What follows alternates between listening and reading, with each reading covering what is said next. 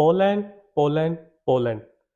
आजकल फिर से एक ख़ास किस्म की वबा फ्लू के अलावा यूएई में अक्सर नज़र आ रही है, जो कि है पोलैंड वीज़ा से मुतल्लिक। एक मखसूस कंपनी जिसके कुछ लोग किसी तरह से पोलैंड पहुंच गए हैं, उन्होंने तो तबाही मचाई हुई है कि पोलैंड आ जाएं, यहाँ पे तो सब कुछ है, यहाँ पे ये खाना है, यहाँ पे ये है, ये मेरा खूबसूरत सा घर है। आपको कुछ भी नहीं करना, बस कुछ पैसे हमारी एजेंसी को दें, वीज़ा लगवाएं और फ़ौरन से यहाँ आ जाएं। इसके अलावा इस दौरान एक और वीडियो मेरी नज़र से गुजरी, जिसमें एक भाई साहब नए निकले हैं, जिन्होंने ये फरमाया कि मैं पोलैंड पहुँच गया हूँ। पोलैंड पहुँचने के बाद वहाँ पे एक कंपनी है जिससे मैंने कॉन्ट्रैक्ट कर लिया है और अब बेशुमार वर्क परमिट्स इशू होना शुरू हो जाएंगे और अब सब लोगों को वर्क परमिट मिला करेंगे। मैं तो वो वीडियो देख के हैरान रह गया कि क्या वाकई ये सच है या नहीं। फिर एक और हकीकत से उस टाइम पर्दा उठा जब उनके सामने एक शख्स बैठा हुआ था और उन्होंने कहा कि आज अल्हम्दुलिल्लाह हम इस कंपनी के साथ कॉन्ट्रैक्ट करने जा रहे हैं और आइंदा के बाद ये कंपनी हमें वर्क परमिट दिया करेगी। ये सोच के मुझे बड़ी हैरानगी हुई। तो मैंने सोचा कि क्यों ना मैं भी अपनी ज़मीनें, जायदाद, घर और सब कुछ बेच के चंद हज़ार यूरो निकाल के उस कंपनी के पास पहुंच जाऊं और उनको कहूं, खुदा के लिए मुझे भी वर्क परमिट दे दें, क्योंकि ये काम तो सबसे टॉप पर जा रहा है यूएई में। दरअसल इसके अंदर हकीकत क्या है, मैं आपको बताता हूँ।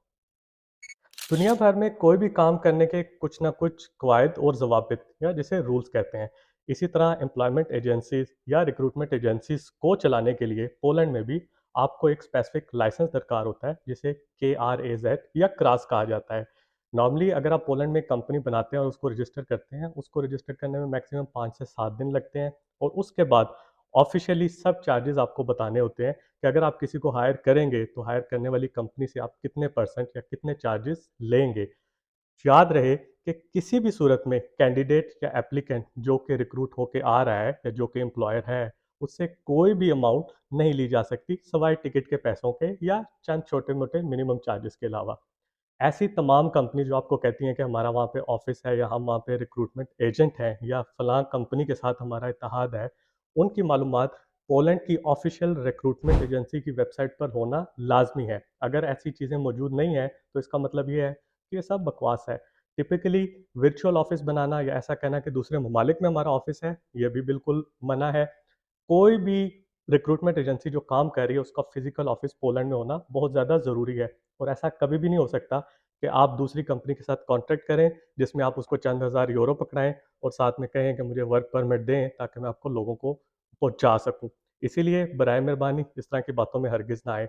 दूसरी बात जो मैं सबसे ज़्यादा नोटिस कर रहा हूँ कि अपॉइंटमेंट में जिस तरह पहले डिले था, अब वो डिले और ज़्यादा हो चुका है क्योंकि बेशुमार लोग पोलैंड का वीज़ा अप्लाई कर रहे हैं।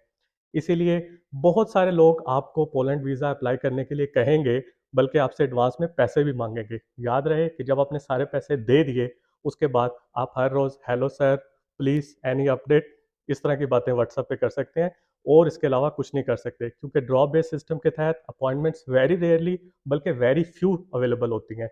इसीलिए अपना और अपना कीमती पैसा ज़रूर बचाएं। That's all for today.